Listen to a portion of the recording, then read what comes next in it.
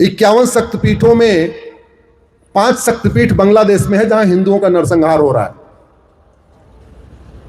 हिंदू अपना घर नहीं बचा पा रहे हैं, मंदिर में पूजा कौन करेगा?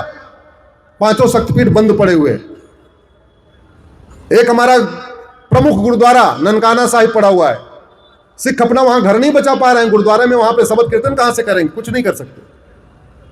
तो घटेंगे तो, जोर से बोलिए, घटेंगे तो, घटेंगे तो, पीछे से आवाज नहीं आ रही, घटेंगे तो।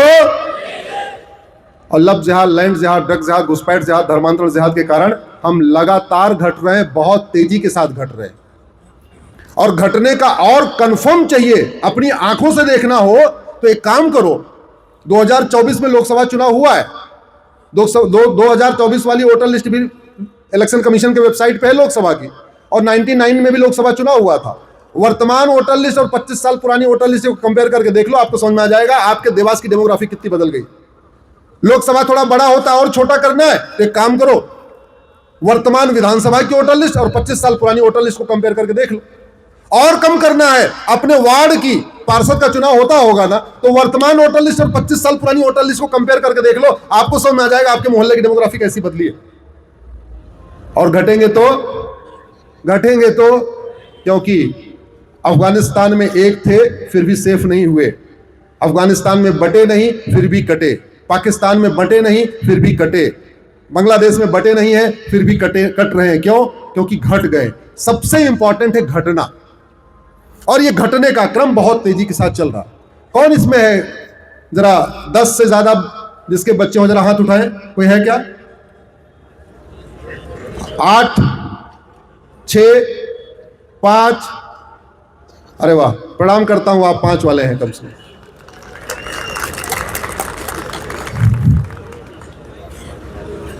इतनी बड़ी सभा में एक सज्जन आए, बोले जी हमारे 5 हैं। लो, तो 5 हैं या हम 5 हमारे 25 है? 5 ही है। इसका समाधान कौन करेगा? हम 2 हमारे 2 आप करवा सकते हो या कानून करवाएगा? जोर से बोलिए जरा। कानून करवाएगा। कुछ लोग कहते हैं नहीं मानेंगे, नहीं मानेंगे। क्यों नहीं मानेंगे? अरे भारत के संविधान का आर्टिकल 11 कहता है नागरिकता देने और नागरिकता लेने के लिए कानून बनाओ। भारत का संविधान कहता है हम 2 हमारे 2 कानून बनाओ। दोनों बात संविधान कह रहा है, तो हम 2 हमारे 2 को नागरिकता के साथ जोड़ दो। जो हम 2 हमारे 2 मानेगा वो भारत का नागरिक कहलाएगा, जो हम 2 हमारे 2 नहीं मानेगा उसकी नागरिकता खत्म। नागरिकता खत्म मतलब आधार खत्म, नागरिकता खत्म मतलब वोटर आईडी का खत्म, नागरिकता का मतलब बर्थ सर्टिफिकेट खत्म, उसका पासपोर्ट खत्म, उसका ड्राइविंग लाइसेंस खत्म, सारा खत्म। मानेंगे कि नहीं मानेंगे? भाई बिन होय न प्रीत, सठे साठ्यम समाचरित, लोहा लोहे को काटता। यही सिद्धांत अपनाना पड़ेगा, इसके बिना समाधान नहीं होगा। एक दूसरा और क्या समाधान हो सकता है? मान लीजिए आपके परिवार से कोई एक व्यक्ति घर छोड़ के चला जाए, प्रेम से चला जाए, गुस्से में चला जाए, किसी ने उसको लालच देके टॉफी ऑफी खिलाने की लालच देके चला, जैसे भी चला गया, आप क्या करते हैं? हाथ पे हाथ रख के बैठे रहते हैं, उसको ढूंढने की कोशिश करते हैं। जोर से बोलिए जरा। ढूंढने की कोशिश करते हैं, उसको दोबारा लाने की कोशिश करते हैं कि नहीं करते? जोर से बोलिए जरा। और अगर आप असफल हो जाते हैं फिर आप थाने में एफआईआर करवाते हैं, और एफआईआर करवा के कहते हैं भाई हमारे गांव, हमारे परिवार का एक सदस्य चला गया है, जरा आप मुझे मदद करिए। और शासन क्या करता है, पुलिस क्या करती है? उसको ढूंढती है, नहीं ढूंढती? जोर से बोलिए जरा। ढूंढती। तो यानी अगर आपके परिवार का कोई सदस्य चला गया, उसको ढूंढना आपका भी काम है और उसको ढूंढना शासन का भी काम। भारत में 80% हिंदू हैं और 20% कन्वर्टेड हिंदू हैं, तीसरी कोई कैटेगरी नहीं है। या तो हिंदू हैं या तो, जोर से बोलिए, या तो हिंदू या तो कन्वर्टेड हिंदू।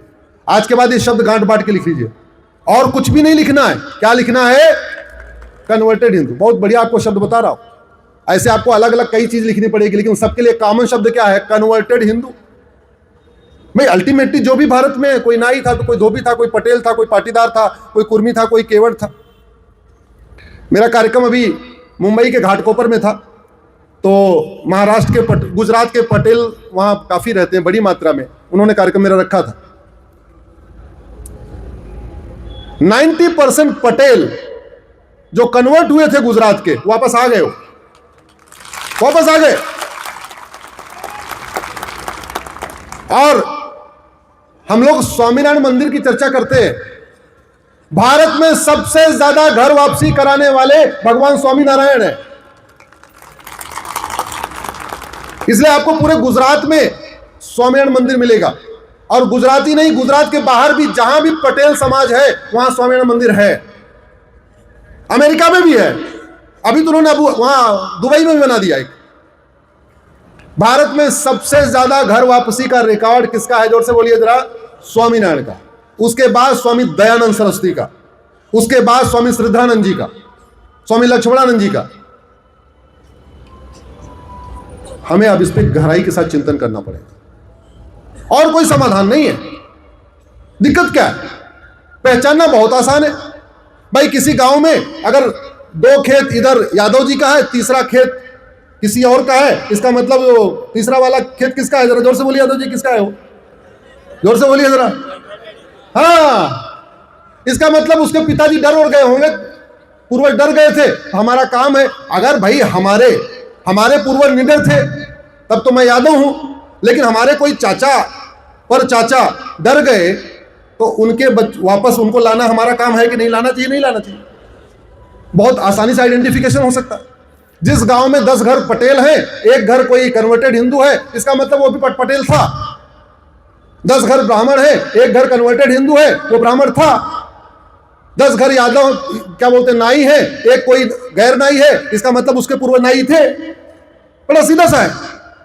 और लाने के लिए क्या दिक्कत है? अरे भाई अपने में ले लो, नहीं अपने में ले लो तो आर्य बना दो। आर्य समाज वाले तो स्वागत करने के लिए तैयार बैठे हुए। आर्य समाज के लोग अगर यहां होंगे, मुझे नहीं पता है कि नहीं है, वो तो तैयार बैठे हुए, आ जाओ सब लोग, आर्य लिखो, आर्य लिखो। हमें इसको बहुत बड़ी मात्रा में करना पड़ेगा। एक एक व्यक्ति अगर अपना एक टारगेट सेट कर ले घर वापसी का, तो बहुत बड़ा काम हो जाएगा। दुर्भाग्यवश हमने काम नहीं शुरू किया। हम 4 साहिबजादों का बलिदान दिवस तो मना रहे, लेकिन साहिबजादों का बलिदान किस लिए हुआ था? धर्मांतरण रोकने के लिए। धर्मांतरण नियंत्रण के लिए कठोर कानून बना नहीं रहे। हम गुरु तेग बहादुर जी का बलिदान दिवस मना रहे हैं, लेकिन गुरु तेग बहादुर जी का बलिदान किस लिए हुआ था? धर्मांतरण रोकने के कारण और घर वापसी कराने के कारण। ना हम धर्मांतरण को रोकने के लिए कानून बना रहे, ना घर वापसी के लिए कुछ योजना लेके आ रहे। अच्छा, हम समाज में भी इसलिए दिक्कत है, हमारे पास एक मठ मंदिर था जिससे कुछ चढ़ावा आता था, जिससे कुछ घर वापसी करा सकते थे, वो मठ मंदिर सरकार के कंट्रोल में है। भाई उनके यहां जो कन्वर्टेड हिंदुओं के जो मजहबी स्थल है, रिलीजियस प्लेस है, वहां जो चढ़ावा आ रहा है उससे धर्मांतरण करा रहे। हमारा मंदिर हमारे पास ही नहीं। वैष्णो देवी में साल में 500 करोड़ रुपए आता है। अगर 5-5 लाख रुपए देके घर वापसी कराएं तो वैष्णो देवी कम से कम 5 लाख लोगों के साल में घर वापसी करा सकता है। सिद्धि विनायक मंदिर अगर उस जो चढ़ावा आ रहा है, जो हुंडी में पैसा आ रहा है, अगर स्कीम लॉन्च कर दे, भैया काम करो सब लोग घर वापसी करो, 5-5 लाख रुपए मिलेगा। सिद्धि विनायक वाले भी साल में 5 लाख करा सकते हैं। तिरुपति बालाजी वाले तो कम से कम 25-30 लाख लोग करा सकते हैं। वहां तो बहुत पैसा आता है। 100-100 ग्राम, अगर एक 10-10 ग्राम सोने का सिक्का देना शुरू करें लोग। अरे भैया, अगर लोग चावल दाल के लिए फ्री में, शिक्षा के लिए फ्री में, चीजों के लिए अगर कन्वर्ट हो सकते हैं, वही दोबारा फ्री पाके वापस नहीं आ सकते क्या? आ सकते हैं। लेकिन हमारा मठ मंदिर हमारे पास ही नहीं। इस पे हमें गंभीरता के साथ सोचना पड़ेगा। मठ मंदिर कंट्रोल हमारे गया कैसे? 1857 में मंगल पांडे जी ने क्रांति किया।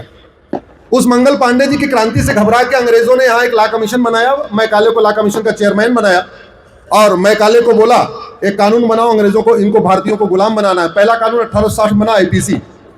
दूसरा कानून 1861 बनाया उन्होंने, पुलिस एक्ट। और तीसरा कानून उन्होंने मंदिरों को कंट्रोल करने वाला बनाया। क्यों? क्योंकि जैसे अंग्रेजों को पता चला कि मंगल पांडे की क्रांति को पूरे भारत में फैलाने वाले ये पंडा पुजारी हैं, इन्होंने रिले रेस किया है। ये एक मंदिर से दूसरे मंदिर, दूसरे मंदिर से तीसरे मंदिर खबर फैलाई गई कि मंगल पांडे ने क्रांति किया। कानून बनाकर उन्होंने मठ मंदिर को अपने कंट्रोल में ले लिया।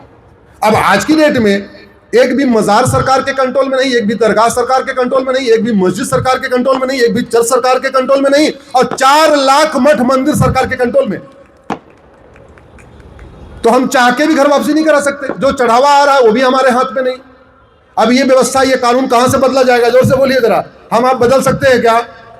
हम आप जाग के इतनी बात समझ सकते हैं? अच्छा, ये समस्या है, समाधान हमारे पास नहीं है। इसलिए कह रहा हूं, महीने में एक दिन विधायक से मिलिए, एक दिन सांसद से मिलिए, समाधान वही करना पड़ेगा।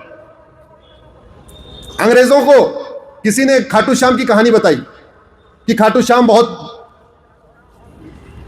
बड़े योद्धा थे। तो उन्होंने पूछा हु वाज हिज फादर, बोले हिज फादर वाज बर्बरी।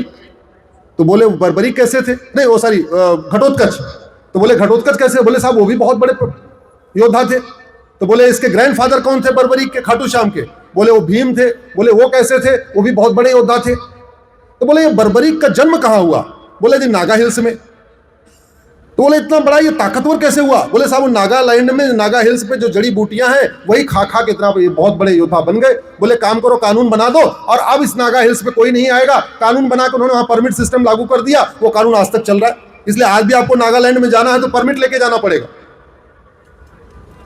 जो काम मुगलों ने तलवार के दम पे किया वो सारे काम अंग्रेजों ने कानून बना के खत्म किए, कानून बना के किया। इसलिए मैं कहता हूं एक भी अंग्रेजी कानून छूटा तो सुरक्षा चक्र, अच्छा ये अंग्रेजों वाला तो छोड़िए, 1950 के बाद वाले अंग्रेजों ने 1950 के बाद वाले अंग्रेजों ने हमको बर्बाद करने के लिए, हमारी पहचान को खत्म करने के लिए, हमें नष्ट करने के लिए 50 से ज्यादा घटिया कानून बनाए।